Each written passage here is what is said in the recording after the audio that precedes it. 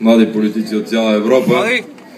И когато той дава оценка, че нашето правителство е върнало доверието на Европа в България, аз мисля, че няма какво да ви коментирам.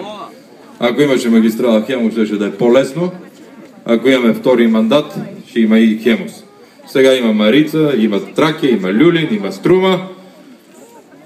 От вас зависи кога ще си изберете.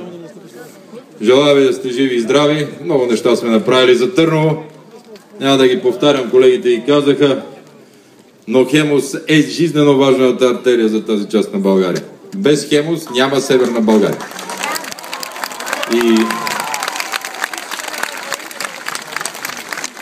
се надявам, тъй като има в следващия програмен период, да имаме възможност, както всички останали се градат, да стане факт.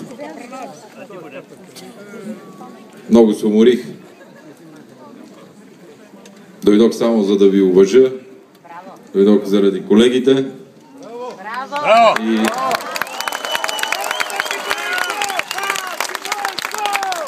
само това ще ви кажа. Не се...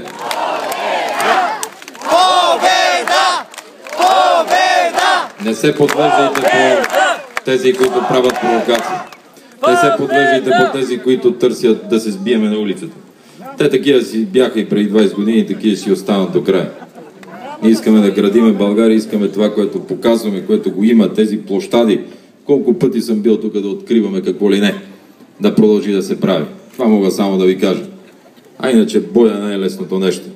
Но нека бъдем в Европа и нека балканските менталитети и нрави да бъдат само в времето, когато се играе хорор, ръченица, когато хората се веселят.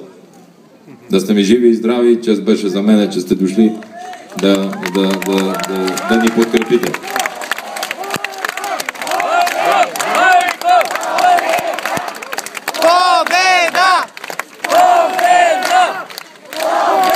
Тук са живели най-славни царе. Нека Търново да остане със славата си и още много векове. Бог да ни пази, Бог да е с нас, Бог да е напред и ние всички след Него. Благодаря ви.